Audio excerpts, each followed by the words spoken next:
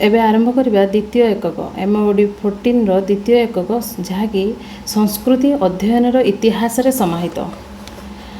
एठारे आम मुख्यतः 3-4टी विषय उपरे ध्यान देवा जहाँकि संस्कृति अध्ययन परिसर, संस्कृति अध्ययन इतिहास, संस्कृति अध्ययन विभागीकरण एवं सांप्रतिक मतवाद एक समाजतात्विक अनुशीलन। जहाँकि आम एठारे पढ़ा संस्कृति अध्ययन इतिहास। इतिहास कहले आम कौन बुझुचे, कौन सी एक विषय को भल भाव में बुझापी तार इतिहास को जीवा दरकार। समाज तत्व और नृतत्व संस्कृति को विभिन्न परिप्रेक्षी रे और विभिन्न पृष्ठभूमि रे आलोचना करी आसिछंती। सांप्रतिक परिस्थिति रे एक सुस्थ सबल और प्रगतिवादी समाज गढ़िबा पई सांस्कृतिक आधार गुरु भूमिका रही। सही दृष्टि संस्कृति अध्ययन समाज विज्ञान एक विशेष विषय वस्तु अटे। बहु पुरा कालरू मनुष्यर संस्कृति प्रति जो विशेष रुचि रही आसी ताहा सबुबेले संस्कृति अध्ययन निमंते मार्गदर्शन करिथाए। अष्टादश शताब्दी एपर्यंत सांस्कृतिक अध्ययन समाज विज्ञान विषय वस्तु को सुदृढ़ करने संगे संगे व्यक्तिविशेष को समाज और संस्कृतिर ज्ञान सहित परिचय कराई थाए।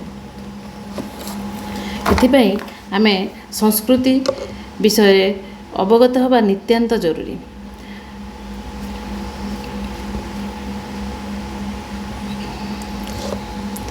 एठारे कहा जायछि विषयगत तथ्य या जे मनुष्य एक सामाजिक प्राणी, तेणु मानव समाजर विकास अन्य जीव जगतर विकास ठारू भिन्न होता है। प्राणी जगत केवल प्रकृतिर नियम अनुसार परिचालित हेउथिबा बेले मनुष्य प्रकृति और परंपरा उभयंक द्वारा परिचालित। वर्ष वर्ष धरी साइता परंपरार प्रभाव व्यक्ति और समाज को गढ़िबार विशेष सहायक होता है। यही परंपरा संस्कृतिर आधार अटे। प्रारंभर विभिन्न प्रतीक माध्यम और भाषा माध्यम संस्कृतिर परिप्रकाश होई आसी। परवर्ती काल में संस्कृतिर प्रसार धर्म धारणा साहित्य शिक्षा तथा विभिन्न नीति और नियम माध्यम होईछि। अष्टादश शताब्दीर शेष भागरू पाश्चात्य समाज रे एक विशेष परिवर्तन आसी। कृषि प्रधान समाज क्रमशः शिल्प भित्तिक समाज आड़क अग्रसर है। नूतन यंत्रपातिर अभ्युदय शिल्प भित्तिक समाज गढ़िबारे सहायक है। विज्ञानर परिसर व्यापक होगा सहित मनुष्यर साधारण जीवन यापन प्रणाली और चिंताधारा व्यापक परिवर्तन आसला। ठीक सेतेबेले को 19 शताब्दी रे समाजर विभिन्न विभाग को तन्न तन्न करी विश्लेषण करिवार उद्यम आरंभ है। संस्कृति को देखा दृष्टिभंगी रे मध्य क्रमशः परिवर्तन आसला। संस्कृति को कौन सी एक निर्दिष्ट पर्यायर न बांधी विभिन्न समय और विभिन्न पृष्ठभूमि को ताकू अध्ययन करिवार आवश्यकता उपलब्ध है। जेपरि परिवर्तित समाज रे पौर समाज संस्कृति ग्राम्य समाज संस्कृति ठारू भिन्न बोली बोध है। जेमितिक शहरीकरण एवं ग्रामांचलर संस्कृति भिन्न भिन्न होता है। ठीक सेहीपरि संस्कृतिर परिसर आहुरी व्यापक है एवं जहाँकि आम विषय वस्तुर समग्र विवरणी जानिले। प्रथम आम पढ़ा संस्कृति अध्ययन परिसर। मनीष समाज सभ्यता और संस्कृति परस्पर सहित ओतप्रोत भाव में जड़ित, जहाँकि आम प्रथम पढ़ीचे। तेणु विवर्तित धारारे मनुष्यर चिंताधारा और दृष्टिभंगी जो परिवर्तन आसिला ताहा संस्कृति अध्ययन को आहुरी वैज्ञानिक ढंगरे अनुशीलन करी सामाजिक बोध प्रतिष्ठा कला। एठारे रेमंड विलियम को मतरे कहुछि पाहाच परे पाहाच संस्कृति अध्ययन रे विकास है। से पुणी वक्तव्य कहते संस्कृति को परवर्ती काल में मनुष्यर जीवनधारा बा बंचिबार शैली सहित समान करा जायछि। तांको मतरे 19 शताब्दी रे से कहते 19 शताब्दीर द्वितीय भाग में सांस्कृतिक अध्ययन एक तुलनात्मक गवेषणार विषयवस्तु है तथा उच्च नीच क्रम विभिन्न सामाजिक गोष्ठी मध्य सांस्कृतिक अध्ययन सामाजिक स्तरीकरण जहाँकि सोशियल सार्टिफिकेशन रो प्रतिकारक परिप्रकाश करागला। प्रभावशाली जाति निजको उच्च मान्यता देवा संगे संगे अन्य मानक मध्य हीनमान्यता बोध कराउथिले। ଏହି ବାସ୍ତବତାକୁ ସଂସ୍କୃତିର ଅଧ୍ୟୟନ ମାଧ୍ୟମରେ ଲୋକଲୋଚନକୁ ଅଣାଯାଇ ପାରିଲା। ଏହି ବାସ୍ତବତା କ'ଣ? ଏହି ବାସ୍ତବତା ହେଉଛି ଧନୀର ଗରିବ ଉପରେ, ପୁରୁଷର ନାରୀ ଉପରେ, ମାଲିକର ଦାସ ଉପରେ ଚାଲି ଆସୁଥିବା ପ୍ରଭୁତ୍ୱର ଐତିହାସିକ ତଥ୍ୟ ଆଧାରରେ ସାଂସ୍କୃତିକ ଅଧ୍ୟୟନ ପରିବର୍ତ୍ତିତ ସମାଜକୁ ଏକ ଭିନ୍ନ ଦୃଷ୍ଟିଭଙ୍ଗୀ ଦେବାରେ ସହାୟକ ହୋଇଥିଲା। ଏଠାରେ ଜାଣିଲେ ଆମର ଦୈନନ୍ଦିନ ଜୀବନର ଜିଜ୍ଞାସୁ ମନୁଷ୍ୟ, ଯିଏକି ସାହିତ୍ୟ, ଦର୍ଶନ, କଳା ଆଦି ଗୁଣାତ୍ମକ ବିଚାରବୋଧ ମଧ୍ୟରେ ସଂସ୍କୃତିକୁ ମୁଖ୍ୟ ବିଭାଗ ଭାବରେ ଗ୍ରହଣ କରିଛି, କିନ୍ତୁ ଶିକ୍ଷଣୀୟ ବିଷୟ ହିସାବରେ ପାଠ୍ୟପୁସ୍ତକରେ ସଂସ୍କୃତିର ସ୍ଥାନ ବେଶୀ ପ୍ରାଚୀନ ନୁହେଁ। ସାଂସ୍କୃତିକ ଅଧ୍ୟୟନ ସଂସ୍କୃତିକୁ ଏକ ସ୍ଥିର ଅପରିବର୍ତ୍ତନୀୟ ପ୍ରକ୍ରିୟା ନ ଭାବି ଏହାକୁ ଏକ ଚଳତ୍ମାନ, ଜୀବନ୍ତ ତଥା ସଞ୍ଚରଣଶୀଳ ପ୍ରକ୍ରିୟା ରୂପେ ପ୍ରତିପାଦନ କରେ। ବିଂଶ ଶତାବ୍ଦୀର ମଧ୍ୟଭାଗରେ ବ୍ରିଟିଶ ମାର୍କ୍ସିଷ୍ଟ ଅଧ୍ୟାପନାରେ ସର୍ବପ୍ରଥମେ ସଂସ୍କୃତି ଅଧ୍ୟାପନା ଏକ ବିଷୟ ରୂପେ ଅନ୍ତର୍ଭୁକ୍ତ କରିଥିଲେ। ତାହେଲେ ସର୍ବପ୍ରଥମେ ସଂସ୍କୃତିକୁ କିଏ ଅଧ୍ୟାପନା କରିଥିଲେ? ତ ଆମେ ଜାଣିଲେ ସେ ହେଉଛନ୍ତି ବିଂଶ ଶତାବ୍ଦୀର ମଧ୍ୟଭାଗରେ ବ୍ରିଟିଶ ମାର୍କ୍ସିଷ୍ଟ, ଯିଏକି ପରବର୍ତ୍ତୀ କାଳରେ ବିଶ୍ୱର ବିଭିନ୍ନ କୋଣରେ ବିଭିନ୍ନ ଶୈକ୍ଷିକ ବିଷୟ ବିଭାଗରେ ଏହା ଏକ ଗୁରୁତ୍ୱପୂର୍ଣ୍ଣ ପାଠନୀୟ ବିଷୟ ଭାବରେ ଆଦୃତ ହୋଇଥିଲା। କାଳକ୍ରମେ ସଂସ୍କୃତି ଅଧ୍ୟୟନ ସମାଜ ତାତ୍ତ୍ୱିକ ଓ ନୃତାତ୍ତ୍ୱିକ ଅଧ୍ୟାପନା ପାଠ୍ୟକ୍ରମର ଏକ ମୁଖ୍ୟ ବିଷୟ ରୂପେ ସ୍ୱତନ୍ତ୍ର ମର୍ଯ୍ୟାଦା ହାସଲ କରିଥିଲା, ଯାହାକି ଉଦାରୀକରଣ ଓ ଜଗତୀକରଣ ସମାଜରେ ସଂସ୍କୃତି ଅଧ୍ୟୟନକୁ ମାର୍କ୍ସବାଦ ଓ ନାରୀବାଦ ପରିପ୍ରେକ୍ଷୀରେ ବିଶେଷ ରୂପେ ଆଲୋଚିତ କରାଯାଇଛି। ସାଂସ୍କୃତିକ ଅଧ୍ୟୟନ ସଂସ୍କୃତିର ଅର୍ଥ, ପ୍ରତ୍ୟାର୍ଯ୍ୟ ଓ ପରିସର ସମ୍ବନ୍ଧରେ ଜ୍ଞାନ ଆହରଣ ସହିତ ବର୍ତ୍ତମାନର ସାମାଜିକ, ରାଜନୈତିକ ଓ ଆର୍ଥିକ ପରିସ୍ଥିତିରେ ସାଂସ୍କୃତିକ ପ୍ରଭାବ ଓ ପରିବର୍ତ୍ତନର ବିଭିନ୍ନ ଦିଗ ସାମାଜିକ ଗବେଷଣାରେ ପ୍ରମୁଖ ସ୍ଥାନ ପାଇଥିଲା। ବିଶେଷ କରି ନୂତନ ଉଦାରବାଦ, ଯାହାକୁ ନିଓ ଲିବେରାଲିଜିମ୍ ଯୁଗର ଉତ୍ଥାନରେ ପ୍ରାଚ୍ୟ ଓ ପାଶ୍ଚାତ୍ୟ ସମାଜରେ ପାଠ୍ୟକ୍ରମରେ ସଂସ୍କୃତି ଅଧ୍ୟୟନ ପ୍ରତି ଆଗ୍ରହ ବଢ଼ିଥିଲା। ତାହେଲେ ଆମେ ଜାଣିଲେ ନିଓ ଲିବେରାଲିଜିମ୍, ଯାହାକି ନୂତନ ଉଦାରବାଦରେ ସଂସ୍କୃତି ଅଧ୍ୟୟନର ଆଗ୍ରହ ବଢ଼ିଥିଲା। ଆଉ ଏକ ଅଞ୍ଚଳର ସଂସ୍କୃତି ତାହାର ସୀମାରେଖା ମଧ୍ୟରେ ଆଉ ସୀମିତ ରହିଲାନି। ଏହା ସମଗ୍ର ଜଗତରେ ସଂସ୍କୃତିକୁ ପ୍ରଭାବିତ କରିଛି, ଯେଉଁଟାକି ଗ୍ଲୋବାଲ କଲଚର ବୋଲି କହିବା, ଏବଂ ନିଜେ ମଧ୍ୟ ଅନ୍ୟ ସଂସ୍କୃତିରେ ତାହା ପ୍ରବାହିତ ହୋଇଛି। ଏଭଳି ଏକ ସାଂସ୍କୃତିକ ପରିବର୍ତ୍ତନର ବିଷୟବସ୍ତୁ ବର୍ତ୍ତମାନର ପାଠ୍ୟକ୍ରମର ଓ ଗବେଷଣାର ବିଷୟ ଭାବରେ ବିଶେଷ ଆଦୃତି ଲାଭ କରିଛି। ତାପରେ ଆମେ ଜାଣିବା ସଂସ୍କୃତି ଅଧ୍ୟୟନର ଇତିହାସ। ପ୍ରଥମ ଏକକରେ ଆମେ ସଂସ୍କୃତିର ସଂଜ୍ଞା ଓ ସ୍ୱରୂପ ତତ୍ସହିତ ତାର କାରଣ ମଧ୍ୟ ଜାଣିଥିଲେ, ଯାହାକି ସଂଜ୍ଞା ଦେଇଥିବା E.B. ଟେଲର 1871 ମସିହାରେ ସଂସ୍କୃତିର ସଂଜ୍ଞା ଦେଇଥିଲେ। ତାହା ଆମେ ପ୍ରଥମ ଏକକରେ ପଢ଼ିଥିଲେ। ଏଥିରେ ଟାଇଲରଙ୍କ ସଂସ୍କୃତି ପ୍ରତି ଏକ ସାମ୍ୟ ଭାବ ପରିଲକ୍ଷିତ ହୁଏ। ଏହାପରେ ଆଉ ଜଣେ ନୂତନତ୍ୱବିତ୍ L.H. ମୋର୍ଗାନ କିନ୍ତୁ ଏକ ଭିନ୍ନ ଦୃଷ୍ଟି ରଖିଥିଲେ। ତାଙ୍କ ମତରେ ସବୁ ସମାଜ ବା ଗୋଷ୍ଠୀରେ ସଂସ୍କୃତିର ଗୁଣାତ୍ମକ ସ୍ତର ସମାନ ନଥାଏ। ସେ ସଂସ୍କୃତିର ବିକାଶ ଏକ ଉଚ୍ଚ ନିଚ କ୍ରମର ସୋପାନରେ ରଖି ଅନୁଶୀଳନ କଲେ ତାଙ୍କ ମତରେ ସଂସ୍କୃତି ଏକ ଅସଭ୍ୟ ସମାଜ ଠାରୁ ଆରମ୍ଭ ହୋଇ ସଭ୍ୟ ସମାଜ ସ୍ତରରେ ପହଞ୍ଚିଥାଏ। ତାହେଲେ ତାଙ୍କ ମତରେ କ'ଣ ହେଇଛି ନା, ଏକ ସଂସ୍କୃତି ହେଉଛି ଏକ ସଭ୍ୟ ସମାଜ ଠାରୁ ଆରମ୍ଭ ହୋଇ ଏକ ସଭ୍ୟ ସମାଜ ସ୍ତରରେ ପହଞ୍ଚିଥାଏ। ଏହା ସର୍ବଦା ବିଷୟ କୈନ୍ଦ୍ରିକ ଓ ବିଚାର ଯୋଗ୍ୟ ହୋଇଥାଏ। ସମାଜ ବିଜ୍ଞାନୀ ତାପରେ ମତ ଦେଇଛନ୍ତି ସମାଜ ବିଜ୍ଞାନୀ ହର୍ବର୍ଟ ସ୍ପେନ୍ସର ମୋର୍ଗାନଙ୍କ ମତବାଦ ସହିତ ସାମଞ୍ଜସ୍ୟ ରଖେ। ସ୍ପେନ୍ସର ତାଙ୍କ ସାମାଜିକ ବିବର୍ତ୍ତନବାଦ ଉପଲକ୍ଷରେ ଥିଓରି ଅଫ୍ ସୋସିଆଲ ଇଭଲ୍ୟୁସନ ସଂସ୍କୃତିକୁ ବିଭିନ୍ନ ଶ୍ରେଣୀରେ ବିଭକ୍ତ କରିଛନ୍ତି। ଏକ ଉଚ୍ଚ ନିଚ କ୍ରମ ଅନୁସାରେ ଅନୁଶୀଳନ କରିଛନ୍ତି। ଊନବିଂଶ ଶତାବ୍ଦୀରେ ନୂତନତ୍ୱବିତ୍ଙ୍କର ଗବେଷଣା କେବଳ ମାତ୍ର ଉଚ୍ଚ ନିଚ କ୍ରମ ମତବାଦରେ ସୀମିତ ରହିନାହିଁ। ସେମାନେ ସାମାଜିକ ବାସ୍ତବତା ଦିଗକୁ ସଂସ୍କୃତିକୁ ଅଧ୍ୟୟନ କରିଛନ୍ତି। ତତ୍କାଳୀନ ସମାଜରେ ଏକ ନିର୍ଦ୍ଦିଷ୍ଟ ସଂସ୍କୃତିକୁ ବ୍ୟକ୍ତିଗତ ସ୍ୱାର୍ଥ ଓ ରାଜନୈତିକ ଲକ୍ଷ୍ୟ ପୂରଣ ନିମିତ୍ତ ଉପଯୋଗ କରାଯାଉଛି। ଔପନ୍ୟାସିକ ଯୁଗର ସାଂସ୍କୃତିକ ଅଭିବୃଦ୍ଧି ଶୋଷିତ ବର୍ଗର ଉପରେ ଶାସକଙ୍କର ରାଜୁତି, ଗୋରା ଲୋକଙ୍କର କଳା ଲୋକ ଉପରେ ରାଜୁତି, ପୁରୁଷର ନାରୀ ଉପରେ ପ୍ରାଧାନ୍ୟ, ଧନୀର ଗରିବଙ୍କୁ ଶୋଷଣ ଆଦି ତଥାକଥିତ ସାମାଜିକ ଘଟଣାବଳୀ ଉପରେ ପର୍ଯ୍ୟବେସିତ।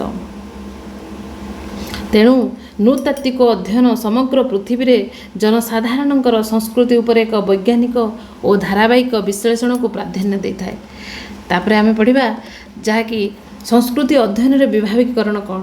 ସଂସ୍କୃତି ଅଧ୍ୟୟନ କରିବା ସମୟରେ ଆମେ କେଉଁ କେଉଁ ବିଭାଗ ଦେଇ ଗତି କରିବା। ପ୍ରଥମ ବିଭାଗ ହେଉଛି ବିବର୍ତ୍ତନବାଦର ପରମ୍ପରା, ପ୍ରସାରବାଦର ପରମ୍ପରା। ତୃତୀୟରେ ସାମାଜିକ ନୂତନତ୍ୱ ଓ ବିଜ୍ଞାନର ଅୟମାରମ୍ଭ। ପ୍ରଥମେ ଜାଣିବା ବିବର୍ତ୍ତନବାଦର ପରମ୍ପରା କ'ଣ। ବିବର୍ତ୍ତନବାଦର ତତ୍ତ୍ୱରେ ବିଶ୍ୱାସ କରୁଥିବା ଦାର୍ଶନିକମାନଙ୍କ ମତରେ ଏହି ବିବର୍ତ୍ତନବାଦ ଯାହାକି ସମାଜକୁ ବିକାଶ ଯାତ୍ରାରେ ସୋପାନ ପରେ ସୋପାନ ଅତିକ୍ରମ କରି ଯିବାକୁ ହୁଏ। ଏଥିରେ ବିବର୍ତ୍ତନବାଦ ବାଦକ ହେଉଛନ୍ତି ଚାର୍ଲସ ଡାରୱିନ୍। ତାଙ୍କ ମତ ଅନୁସାରେ ପ୍ରତ୍ୟେକ ଜୀବର ବିକାଶ କ୍ରମ ଅନୁସାରେ ହୁଏ। ସେହିପରି ଭାବରେ ସାମାଜିକ ବିକାଶ ଯାହା ମଧ୍ୟରେ ସାଂସ୍କୃତିକ ବିକାଶ ମଧ୍ୟ ଅନ୍ତର୍ଭୁକ୍ତ କ୍ରମ ଅନୁସାରେ ଗୋଟିଏ ସ୍ତରରୁ ଅନ୍ୟ ସ୍ତର ଦେଇ ବର୍ଦ୍ଧିତ ଓ ବିକଶିତ ହୋଇଥାଏ। ହର୍ବର୍ଟ ସ୍ପେନ୍ସରଙ୍କ ମତରେ ବ୍ୟକ୍ତିର ସଂଗ୍ରାମୀ ଭାବନାକୁ ସମାଜର ବିକାଶ କ୍ଷେତ୍ରରେ ପ୍ରୟୋଗ କରିଥିଲେ। ସ୍ପେନ୍ସର କ'ଣ କରିଥିଲେ ନା ଜୈବିକ ଓ ସାମାଜିକ ସିଦ୍ଧାନ୍ତର ସମନ୍ୱୟ ପ୍ରତିଷ୍ଠା କରିବାରୁ ତାଙ୍କୁ ସାମାଜିକ ଡାରୱିନବାଦୀର ଆଖ୍ୟା ମଧ୍ୟ ମିଳିଥିଲା। ତାଙ୍କ ମତରେ ବିକାଶ ସାପେକ୍ଷିକ ରୂପରେ ଅସୀମିତ, ଅସମ୍ବନ୍ଧିତ, ସମରୂପତାରୁ ନିଶ୍ଚିତ, ସମ୍ବନ୍ଧିତ ଓ ବିଷମ ରୂପତା ଆଡ଼କୁ ଗତି କରିଥାଏ। ତ ଆଉ ଜଣେ ମତବ୍ୟକ୍ତ କରିଛନ୍ତି ଯିଏକି ଜେମ୍ସ ଜର୍ଜ ଫ୍ରେଜର। ତାଙ୍କ ରଚିତ ପୁସ୍ତକ ହେଉଛି ଦି ଗୋଲ୍ଡେନ୍ ବଫ୍। ସେ ଯାହାକି 1890 ମସିହାରେ ରଚନା କରିଥିଲେ। ସେଥିରେ ତାଙ୍କ ମତରେ ମାନବୀୟ ବିଚାରଧାରାର ଶୃଙ୍ଖଳ ମୁଖ୍ୟତଃ ତିନୋଟି ଜିନିଷ ଉପରେ ଆଧାର କରିଥାଏ, ଯାହାକି ତନ୍ତ୍ରବିଦ୍ୟା, ଧର୍ମ ଓ ବିଜ୍ଞାନ। ପ୍ରଥମତଃ ତନ୍ତ୍ରବିଦ୍ୟା ଦ୍ୱାରା ସମାଜ କବଳିତ ଥିଲା। ଯେହେତୁ ପ୍ରକୃତି ଓ ସମାଜ ଉପରେ ଜ୍ଞାନର ଅଭାବ ଥିଲା, ତେଣୁକରିକି କାଳକ୍ରମେ ଏହା ଏକ ଅବାସ୍ତବ କାଳ୍ପନିକ ଭ୍ରମ ବୋଲି ଲୋକେ ବିବେଚନା କରିଥିଲେ। ତ ଧୀରେ ଧୀରେ ଏହା ଧର୍ମ ଭାବନା ଉପରେ କ୍ରମ ବିକାଶ କରିଥିଲା। ଏହି ଧର୍ମୀୟ ଭାବନା ମଧ୍ୟ ଏକ ବାସ୍ତବିକ। ଠିକ୍ ଏହାପରେ 19ବିଂଶ ଶତାବ୍ଦୀର ଶେଷ ଭାଗରେ ବୁଦ୍ଧିଜୀବୀଙ୍କ ଦ୍ୱାରା ବିବର୍ତ୍ତିତବାଦର ଚିନ୍ତାଧାରା ସମାଲୋଚିତ ହୋଇଥିଲା। ପ୍ରଥମ ବିଚାରବୋଧରେ ବୁଦ୍ଧିଜୀବୀ ଗୋଷ୍ଠୀଙ୍କୁ ସମ୍ମିଶ୍ରଣବାଦୀ ଓ ଦ୍ୱିତୀୟ ବିଚାରଧାରାରେ ବୁଦ୍ଧିଜୀବୀ ଗୋଷ୍ଠୀକୁ ପ୍ରକାର୍ଯ୍ୟବାଦୀ ବୋଲି କୁହାଯାଉଥିଲା। ସମସ୍ତଙ୍କ ମତରେ ମାନବ ସଂସ୍କୃତିର କ୍ରମ ବିକାଶକୁ ବୁଝିବାକୁ ହେଲେ ଆଦିମ ସଂସ୍କୃତିର ଅଧ୍ୟୟନ ନିତାନ୍ତ ଆବଶ୍ୟକ ଅଟେ।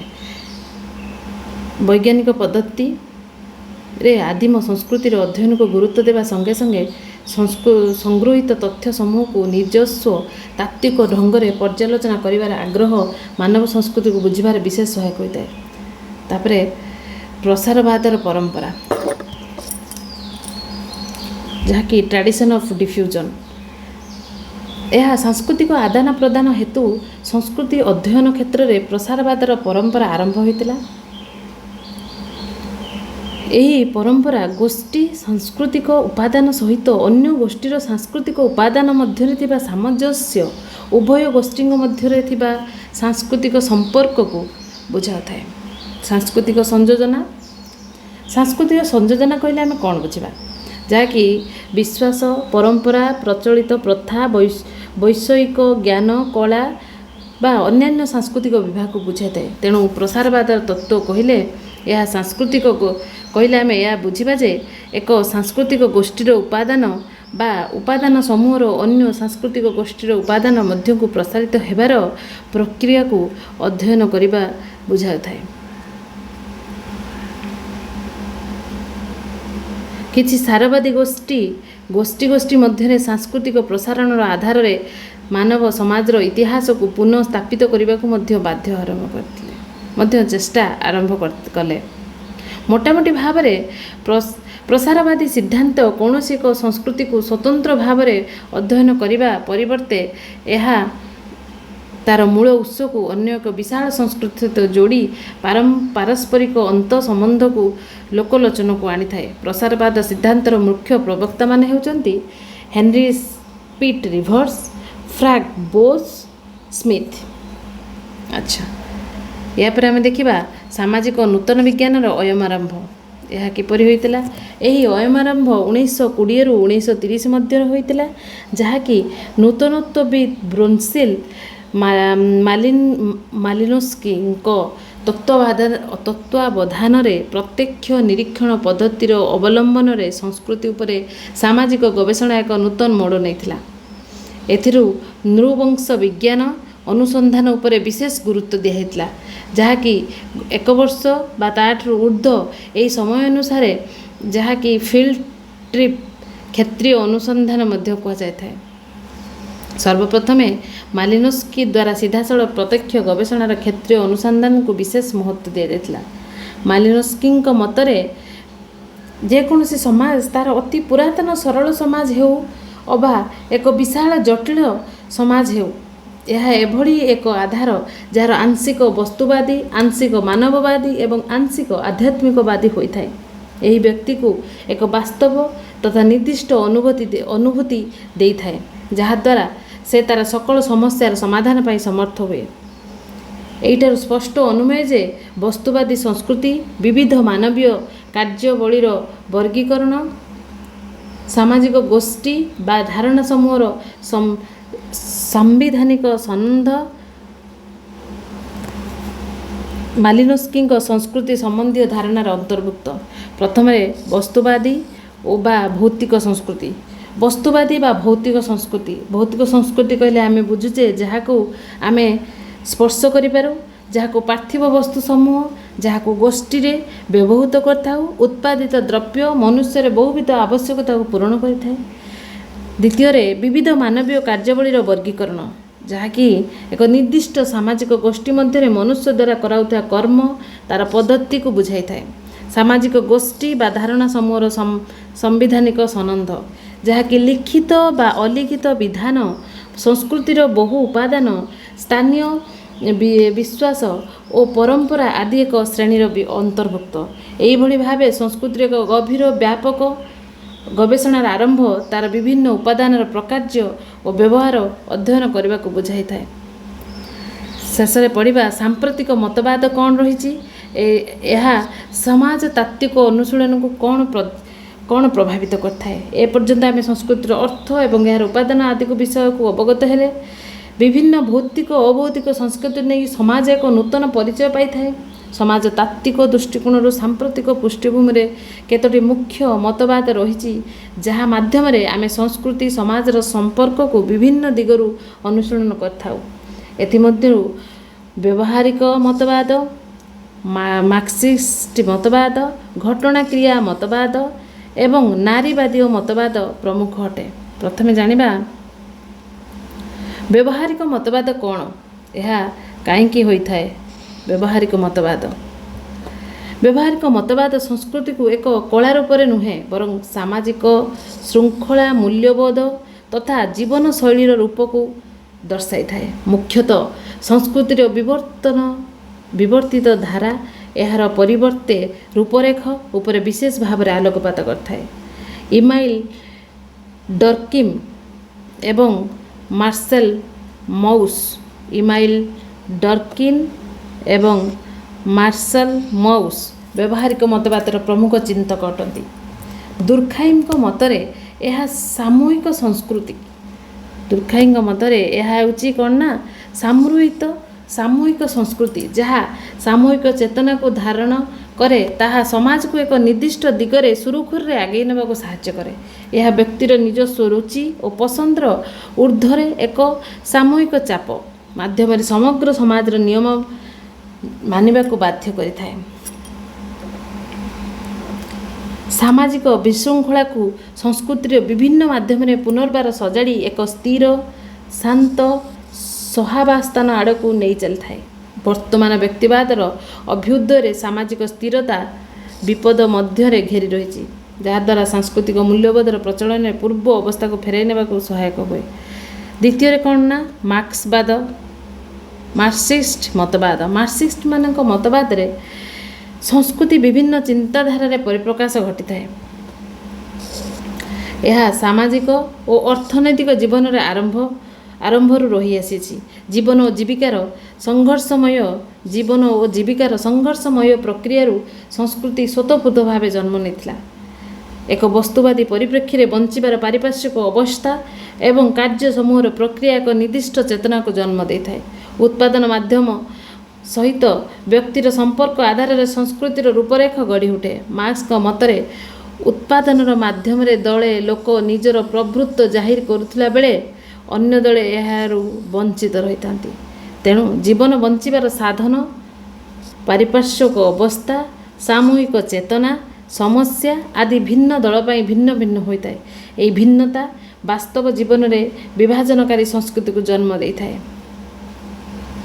ମାର୍କ୍ସଙ୍କ ମତରେ ଏକ ବ୍ୟକ୍ତିର ଆର୍ଥିକ ଅବସ୍ଥା ତା'ର ଜୀବନ ଶୈଳୀ ମାନ ନିର୍ଦ୍ଧାରଣ କରିଥାଏ। ଏକ ବ୍ୟକ୍ତିର ଆର୍ଥିକ ଅବସ୍ଥା ତା'ର ଜୀବନ ଶୈଳୀର ମାନ ନିର୍ଦ୍ଧାରଣ କରିଥାଏ। ତେଣୁ ସଂସ୍କୃତି ଆର୍ଥିକ ଉତ୍ପାଦନ ପ୍ରକ୍ରିୟାର ପରିଣାମ ହୋଇଥାଏ। ମୋଟ ଉପରେ ସଂସ୍କୃତି ସମାଜର ଅସମାନତାର ଦର୍ପଣ ଅଟେ। ସଂସ୍କୃତି ସମାଜର ଅସମାନତାର ଦର୍ପଣ ଅଟେ। ଦରିଦ୍ର ତଥା ନିଃସ୍ୱ ମନୁଷ୍ୟ, ମହିଳା, ବୃଦ୍ଧ, ଦିବ୍ୟାଙ୍ଗ ବ୍ୟକ୍ତିମାନେ ସଂସ୍କୃତିକୁ ବଦଳାଇବାର ସାମର୍ଥ୍ୟ ଓ ସାଧନ ରଖିନଥିବାରୁ ପ୍ରତିପତ୍ତିଶାଳୀ ଧନିକ ଶ୍ରେଣୀର ବ୍ୟକ୍ତିମାନଙ୍କ ସଂସ୍କୃତି ସମାଜକୁ ନିୟନ୍ତ୍ରଣ କରେ ଏବଂ ଅସମାନତା ଓ ଅବହେଳାର କାରଣ ରୂପେ ଦାୟୀ ରହେ। ସଙ୍ଗୀତ, ନୃତ୍ୟ, କଳା ଆଦି ଅଭିଜାତ ଶ୍ରେଣୀ ଲୋକଙ୍କ ରୁଚି ଅନୁଯାୟୀ ପ୍ରସ୍ତୁତ ହୋଇଥାଏ। ତାପରେ ଦେଖିବା ଘଟଣା କ୍ରିୟା ମତବାଦ। ଘଟଣା କ୍ରିୟାରେ କେଉଁ ମତବାଦ ଆସିଅଛି? ଯାହାକି ବ୍ୟକ୍ତିଗତ ଅନୁଭୂତି, ଅନୁଭବ, ଅଭିଜ୍ଞତା, କଳ୍ପନା, ଆବେଗ ଆଦିକୁ ଅଧ୍ୟୟନ କରିଥାଏ। ଏଥିରେ ଆମେ ଘଟଣା କାରଣ କିଭଳି ଅନୁଭବ କରିବା, ଘଟଣା ପ୍ରତି କିଭଳି ଦୃଷ୍ଟିକୋଣ ରଖିବା ତାହା ବ୍ୟକ୍ତି ବିଶେଷରେ ଭିନ୍ନ ଭିନ୍ନ ହୋଇଥାଏ। ଏହି ପରିପ୍ରେକ୍ଷୀରେ ମରିସ୍ ପଣ୍ଟି ଏବଂ ଆଲଫ୍ରେଡ୍ ସଚ୍ ସର୍ବପ୍ରଥମେ ତାଙ୍କ ବିଚାର ରଖିଥିଲେ। ସାମାଜିକ ପ୍ରଥା, ପରମ୍ପରା ଗୋଷ୍ଠୀର ଲୋକଙ୍କ ପାଇଁ ଭିନ୍ନ ଅର୍ଥ ବହନ କରିଥାଏ। ଏହାକୁ ସଠିକ୍ ଅଧ୍ୟୟନ କରିବା ଏବଂ ସାମାଜିକ ଘଟଣାକୁ ଏକ ନିରପେକ୍ଷ ଦିଗକୁ ବିଚାର କରିବା ଘଟଣା କ୍ରିୟା ମତବାଦର ମୁଖ୍ୟ। ଏହାକୁ ସଠିକ୍ ଅଧ୍ୟୟନ କରିବା, ସାମାଜିକ ଘଟଣାବଳୀକୁ ଏକ ନିରପେକ୍ଷ ଦିଗକୁ ବିଚାର କରିବା ହେଉଛି ଏହାର ମୁଖ୍ୟ ଉଦ୍ଦେଶ୍ୟ। ତାପରେ ଆସିବା ନାରୀବାଦର ମତବାଦ। ନାରୀବାଦୀ ଓ ମତବାଦ। ନାରୀବାଦ ମାଧ୍ୟମରେ ସଂସ୍କୃତିର ଅଧ୍ୟୟନ ସାମ୍ପ୍ରତିକ ପୃଷ୍ଠଭୂମିରେ ଏକ ନୂତନ ଦିଗ ଦେଇଥାଏ। ଏହା ମୁଖ୍ୟତଃ ମାର୍କ୍ସିଷ୍ଟ ଚିନ୍ତାଧାରା ସହ ସାମଞ୍ଜସ୍ୟ ରଖେ। ଏହାକୁ ସାଂସ୍କୃତିକ ନାରୀବାଦ ବା କଲଚରାଲ ଫେମିନିଜିମ୍ ବି କୁହାଯାଇଥାଏ। ସାଂସ୍କୃତିକ ନାରୀବାଦଙ୍କ ମତରେ ପୁରୁଷ ଓ ନାରୀ ତାଙ୍କର ଚତୁଃପାର୍ଶ୍ୱରେ ସମାଜକୁ ଭିନ୍ନ ଭିନ୍ନ ଦୃଷ୍ଟିକୋଣରେ ଦେଖିଥାନ୍ତି। ଏହି ପରିପ୍ରେକ୍ଷୀରେ ଏକ ନାରୀର ସଂଘର୍ଷ ମାନସିକତା ଓ ଅନୁଭବକୁ ବିଶେଷ ଗୁରୁତ୍ୱ ଦିଆଯାଏ ନାହିଁ। ପୁରୁଷର ସାମର୍ଥ୍ୟ, ବଳ, କାର୍ଯ୍ୟକୁ ସମାଜର ତଥାକଥିତ ସଂସ୍କୃତି ଯେତେ ମର୍ଯ୍ୟାଦା, ସ୍ୱୀକୃତି ଏବଂ ଉତ୍ସାହ ଦେଇଛି, ସେହି ତୁଳନାରେ ନାରୀର କାର୍ଯ୍ୟ, ସାମର୍ଥ୍ୟ ଓ ଅବଦାନକୁ ନିରନ୍ତର ଅବହେଳା ଦୃଷ୍ଟିରେ ଦେଖାଯାଇଛି। ବିଶେଷ କରି ନାରୀକୁ ଗୃହ ଭିତରେ କାର୍ଯ୍ୟ କରିବାର ସୀମିତ ପରିସର ମଧ୍ୟରେ ପ୍ରତିପାଦନ କରାଯାଇଛି। ଏହିଭଳି ଭାବରେ ଲିଙ୍ଗଗତ ବୈଷମ୍ୟକୁ ସାମାଜିକ ସ୍ୱୀକୃତି ମିଳିଛି। ଏକ ନାରୀକୁ ଗୃହ ବାହାରେ ନିଜ କାର୍ଯ୍ୟ ପରିସୀମା ବଢ଼ାଇବାରେ ସମାଜର ବିଶେଷ ଆଗ୍ରହ ପରିଲକ୍ଷିତ ହୁଏ ନାହିଁ। ଏହି ଚିରାଚରିତ ମନୋଭାବ ପୁରୁଷ ଓ ନାରୀ ମଧ୍ୟରେ ଥିବା ବିଭେଦକୁ ବଢ଼ାଇବାରେ ସାହାଯ୍ୟ କରିଛି। ନାରୀବାଦୀ ଓ ମତବାଦ ପ୍ରତ୍ୟେକ ସମାଜର ପୁରୁଷ ପ୍ରଧାନ ସାଂସ୍କୃତିକ ବାସ୍ତବତାକୁ ଉପସ୍ଥାପିତ କରେ ଏବଂ ପୁରୁଷ ସ୍ତ୍ରୀ ମଧ୍ୟରେ ଥିବାର ବିଭେଦ ଉପରେ ଆଲୋକପାତ କରେ। ଏହା ଥିଲା ଆଜିର ଆଲୋଚନା। Thank you very much.